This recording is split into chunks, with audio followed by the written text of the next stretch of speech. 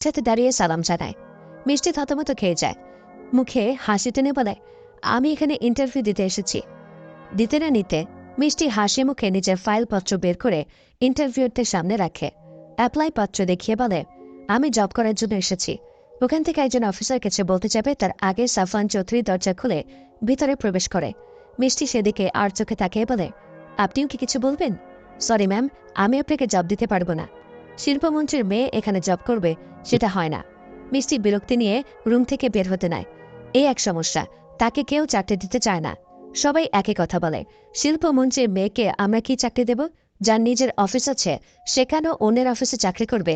মিষ্টি দরজা খুলে বের হতে সাফওয়ান পিছু ডেকে বলে, মিষ্টি শুনছ? মিষ্টির পা চালা থেমে যায়। কণ্ঠটা তার কাছে বড্ড পরিচিত মনে হলো, বড় নেশালু তার কাছে। কিন্তু না, পিছু ফিরে সাফওয়ান চৌধুরীর মুখ দর্শন হয়। সাফওয়ান চৌধুরী মৃদু হেসে বলে, পার্টনার হবেন? বিয়ে চলবে? আপনার বাবা কি নিজের অফিস থেকে এখানে জব করতে দিবে? সাধারণ জীবনযাপন পছন্দ করি, জানি আমরা। তাহলে একটা চাকরি দিতে সমস্যা কি?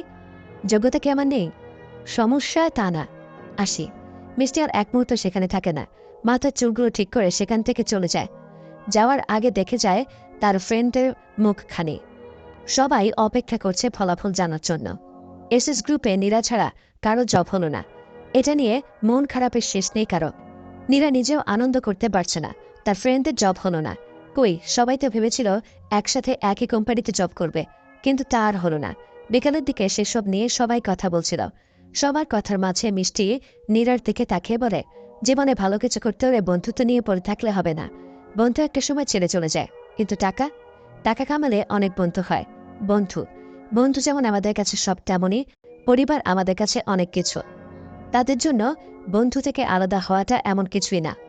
মিষ্টি কথাটার মাঝে সবাইকে বুঝিয়ে দিল সবটা। এই যে নীরা একা একা জব করতে চাচ্ছে না, কিন্তু জবটা তো তার দরকার। সবার যে একই জায়গায় জব হবে সেটা তো কথা না। আলাদা আলাদা থাকলেও বন্ধুত্ব রাখা যায়, সে হিসেবে না হয় সবটা হবে। মিষ্টি ফোন বের করে একটা নিউজ দেখায়, কাল একটা কোম্পানিতে বেশ কিছু লোক নেবে। অ্যাপ্লাই করার জন্য আর মাত্র ঘণ্টাখানেক সময় আছে। জিহাদ ফোনটার দিকে তাকিয়ে বলে, সময় কম, চল সবাই অ্যাপ্লাই করে আসি। মিষ্টি, তুই অযথা টাকা নষ্ট করবি নাকি? মিষ্টি ভ্রুকুচকে তাকায় সবাই। জিয়াদ হেসে বলে, অ্যাপ্লাই করতে টাকা লাগছে। মিষ্টির তো এত টাকা নেই। মিতু সাজুকে ইশারায় কিছু বলে। সাজু জিয়াতের হাত টেনে তুলে বলে, বন্ধু হই কেন?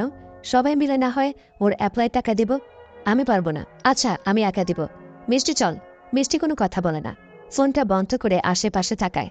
দূরে রেস্তোরাঁতে সিফাত ভাইয়াকে দেখে সবার থেকে বিদায় নিয়ে সেখানে যায়। বিজনেসের খাতিরে সাফওয়ান চৌধুরীর সাথে সিফাতের সম্পর্ক ভালোই। মাসের মধ্যে একবার হলেও তাদের দেখা হয়।